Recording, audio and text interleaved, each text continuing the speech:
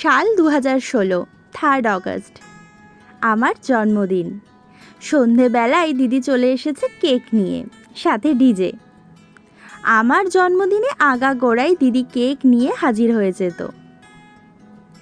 আর এই কেক কাটার জন্য আমার সাজগোজ। বাপি এনে দিয়েছিল জুঁই ফুল, আর আমি পরেছিলাম একটা শাড়ি। এই শাড়িটাই আমার প্রথম কেনা শাড়ি, তাও ফ্লিপকার্ট থেকে।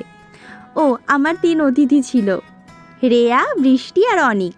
3 জনকেই তখন আমি পড়াতাম। এখন তো সব কত বড় হয়ে গেছে। আর বাপি তো গান আরম্ভ করে দিয়েছে কখন থেকে। আমাদের বাড়িতে অনুষ্ঠান মানেই বাপির গলা ছেড়ে গান আর তার সাথে নাচ। সেই দিনের এই ভিডিওটা আমি পেয়ে গেছি হট করেই। সেটা তোমাদের সাথে আমি আগেই শেয়ার করেছি, কিন্তু আজকে আবার শেয়ার করতে ইচ্ছা করলো। আরও কতবার যে আমি এরকম ভিডিও তোমাদের সাথে শেয়ার করব তার হয়তো ঠিক নেই। ওই মুহূর্তগুলো বেঁচে থাক সব সময়। আজ 2024, 3 অগস্ট, সকালেই আমার ঘুমটা ভেঙে গেছে। সকাল থেকেই বৃষ্টি, চারিদিকে গাছপালা ভিজে রয়েছে, তেমনই মনটাও ভেজা ভেজা। সকাল থেকেই মনটা খুব খারাপ। আশেপাশে সব থেকেও মনে হচ্ছে যেন কিচ্ছু নেই। মাথার ছাদটা যেহেতু নেই, তাই মনে হচ্ছে আমি যেন পুরো একা। বাট আমার এই ভাবনাটা সম্পূর্ণ ভুল। আমার পাশে সবাই আছে, বাপিও আছে। তাই তো মা সকাল থেকেই রান্না আরম্ভ করে দিয়েছে। বলেছে, রিম্পু, মন খারাপ না, বাপি যেখানে আছে বাপিকে সেখানেই আনন্দ দিতে হবে। তাই জন্য তুমিও আনন্দ করো। তুমি আনন্দ করলে তোমার বাপির মন সব থেকে ভালো থাকবে। মা জানে আমি লুচি খেতে ভালোবাসি, তাই আমার ঘুম থেকে ওঠার আগেই মায়ের ময়দা মাখা হয়ে গেছে। আজকে আমাদের সকালের মেনু ছিল লুচি আর তার সাথে ছোলার ডাল। আগেও জন্মদিনে আমি সকালবেলা লুচি খেতাম। লুচি আমার ফেভারিট, মোস্ট ফেভারিট বলতে পারো। আমার সকালের টিফিন, সন্ধেবেলার টিফিন, স্কুল কলেজের টিফিন, সব সময় লুচি থাকতো। নয় আলুর তরকারি দিয়ে, নয় ছোলার ডাল দিয়ে। আমার ভীষণ ভালো লাগে লুচি খেতে। ওই জন্যই তো দুর্গাপুজোর অষ্টমীর দিনটা আমি সবসময় বলে থাকি লুচির দিন। ও, মায়ের পায়েসটা তো কাল রাত্রে আর খাওয়া হয়নি, তাই আজকে লুচি দিয়ে মায়ের পায়েসটা খাবো। অল্প একটু খেয়েছিলাম অবশ্য, ভীষণ ভালো হয়েছে, ভীষণ টেস্টি। মায়ের হাতের পায়েস, পোলাও আমার বরাবর ভালো লাগে। এই যে গরম গরম লুচি আর ছোলার ডাল সাথে পায়েস হাজির হয়ে গেছে। যেহেতু আমি লুচি খেতে ভালোবাসি, তাই মা একের পর এক লুচি কিন্তু আমার পাতে দিয়েই যাচ্ছে, দেখেছো তো? আর ওই যে ওইটা আমাদের সঞ্জয় বাবুর, আর এটা আমার। এদিকে আজকে আমাদের দুপুরের মেনুতে হবে ইলিশ মাছ। সঞ্জয় বাজার থেকে সকালেই নিয়ে এসেছে ইলিশ মাছগুলো, আর তার সাথে হবে কাতলা মাছ ভাজা, তাই কাতলা মাছও নিয়ে চলে এসেছে। ঈশানকে খাওয়াতে খাওয়াতেই এদিকে মায়ের সব রান্না হয়ে গেছে। লাস্টে ইলিশ মাছটা ঝোলে দেওয়ার সময় যখন আমি এসেছি, মা বলল, তুমি যখন এসেইছো তাহলে তুমিই দিয়ে দাও। এইদিকে রান্না আমাদের পুরোপুরি কমপ্লিট হয়ে গেছে। এবার দুপুরের খাওয়া দাওয়ার পালা। আজকে দুপুরের মেনু কি বলো তো?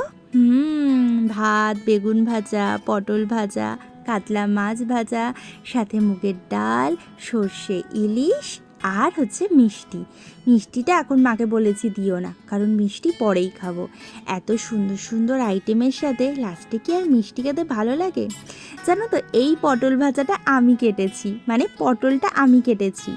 এটা যখন আমি রায়পুরে থাকতাম তখন নিবেদিতা বলে একজন বন্ধু ছিল, তার কাছ থেকে শেখা। এই পটলটা না এইভাবে কেটে ভাজলে ভীষণ ভালো লাগে দেখতে, মনে হয় যেন মাছের মতো। ওই যে আমার কিন্তু খাওয়া স্টার্ট হয়ে গেছে। খাওয়া দাওয়ার পর যেই ঘুমিয়েছি, হট করেই দেখি দরজায় ঠক ঠক আওয়াজ। কে আসলো এই দুপুরবেলা? ও মা, দেখি দিদি ভাই আর মাতন দিয়ে এসেছে আমাকে সারপ্রাইজ দিতে। ভাবা যায় এবার আমার জন্মদিনটা স্পেশাল করতে দিদি ভাই আর মাতন দিয়েও চলে এসেছে। সবই মনে হচ্ছে যেন বাপির ইচ্ছা। বাপি সবার মনকে বলেছে গিয়ে, যা তোরা গিয়ে রিম্পুর সাথে দেখা করে হয়, তাহলে রিম্পুরও মন ভালো লাগবে আর তোদেরও মন ভালো লাগবে। আর এদিকে দিদিভাই আর মাতন্দি আসতেই আমার তো আনন্দের আর কোনো সীমা নেই। মনে হচ্ছে যেন আমি সব কিছু পেয়ে গেছি আজকে, যে কোনো অনুষ্ঠানে। ও দিদিভাই আর মাতন্দি আমার জন্য কেক নিয়ে এসেছে, আর তার সাথে নিয়ে এসেছে নিয়মরে থেকে প্যাটিস। উফ, থ্যাংক ইউ দিদিভাই আর মাতন্দি। যেটা বলতে যাচ্ছিলাম, যে কোনো আনন্দ অনুষ্ঠানে পরিবারের সবাই যদি একসাথে থাকে, এক জায়গায় থাকে, সেই আনন্দর সীমা যেন আরও বেড়ে যায়। এই যে এইটা আমার দিদিভাই আর মাতন্দির কেক, আর এটা দিদির কেক। আমার জন্মদিনে এই প্রথমবার আমি দুটো কেক একসাথে কাটবো। যেখানে জন্মদিনে ভেবেছিলাম কোনো আনন্দই করব না, সেখানে পর পর আনন্দ করতে পারছি, পর পর সারপ্রাইজ হচ্ছি নিজের মানুষদের কাছ থেকেই। খুব ভালো লাগছে। সকলকে থ্যাংক ইউ, আর তার সাথে অনেকটা করে হামি আর ভালোবাসা। কিন্তু এটা ভেবেও খারাপ লাগছে যে আমি ওদের জন্মদিনে কিছুই সারপ্রাইজ কিছু করতে পারি না।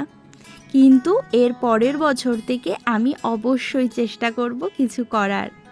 জন্মদিনটা না এরকমই হওয়া উচিত, একটু অন্যরকম, প্রত্যেক দিনের থেকে একটু আলাদা, কি তাই না বন্ধুরা? এবার কেক কাটার পালা। সবাই মিলে আমরা আজকে একসাথে কেক কাটবো। ঈশান, বাবিন, আমি, দিদিভাই, মাতন্দি, মা আর সঞ্জয় আর বাবা, আর তার সাথে তো আছেই আমার বাপি, দিদি, মা আর ডিজে, সবাই মিলে একসাথে। আজকে আমি খুব হ্যাপি, কারণ আজকে আমি পেয়ে গেছি দুই দিদিকে আমার কাছে। আমার জন্মদিনে প্রথমবার সবাই মিলে আজকে একসাথে কেক কাটবো, খুব আনন্দ হচ্ছে। আর ঈশানকে দেখেছো, ঈশান শুধু আমার মুখের দিকেই তাকিয়ে আছে যে মা কি বলছে কি বলছে, কিছুই বুঝতে পারছে না। আর ও তো সম্মানে পা দিয়ে ওগুলোকে ফেলার চেষ্টা করছিল। উফ, কোনো রকমে ওর পা হাত আমি ধরেছিলাম জানো, লাস্টে ওকে আমি কোলেই তুলে নিয়েছি যে না, তোকে কোলে না তুললে হবে না, তুই কোনো কিছুই আমাকে করতে দিবি না। তারপর হলো সেই আনন্দের মুহূর্ত। এবার কেক কাটার পালা। আমি, বাবিন আর ঈশান একসাথে মিলে কেক কেটেছি, খুব আনন্দ হচ্ছে, আর সবাই আমাকে জড়িয়েছিল, খুব ভাল লাগছে। বাপি সবসময় একটা গান করত, বাসবো ভালো, রাখবো ভরে, এ জীবন হাসি গানে। এই গানটা আমি পুরোটা জানি না যদিও, তবু করলাম একটুখানি। বাপির গলায় এই গানটা আরও অসাধারণ লাগতো। তাই সবাই মিলে একসাথে একভাবে থাকবো, তাহলেই তো জীবনে আনন্দ আরও বেশি করে উপভোগ করতে পারবো। জীবন তো এটাই, যে সবাই মিলে আনন্দে থাকা যায়, আনন্দে উপভোগ করা যায়, যেখানে কোনো দুঃখ নেই, কোনো কষ্ট নেই। আজকে জন্মদিনে একটা জিনিসই চাই, যে যেখানে আছে সবাই যেন সুস্থ থাকে আর ভালো থাকে আর আনন্দে থাকে। এবার আমাদের কেক খাওয়ার পালা। দিদিভাই তো বলছে মাম্পু বোনের কেক ভীষণ ভালো হয়েছে। হ্যাঁ রে দিদি, তোর কেকটা খুব ভালো হয়েছে, আমরা সবাই মিলে খুবই আমি করে খেয়েছি আর অনেক গল্প করেছি। আমরা 4 বোন না এখন এক জায়গায় হতেই পারি না, কত গল্প আমাদের বাকি আছে। তাই বলেছি এই বছর শীতকালে চন্দননগর স্ট্যান্ডে আমরা 4 বোন দেখা করব। আর সেখানে ফটো তোলা হবে, খাওয়া দাওয়া হবে, আর অনেক গল্প, মজা, হাসি হবে। ও, আমার দিদিভাই যেখানে থাকে না, সেখানে হাসি মজা আরও বেড়ে যায়। তাই যখন চন্দননগর স্ট্যান্ডে আমরা 4 বোন একসাথে হব, তখন যে কী হবে কে জানে।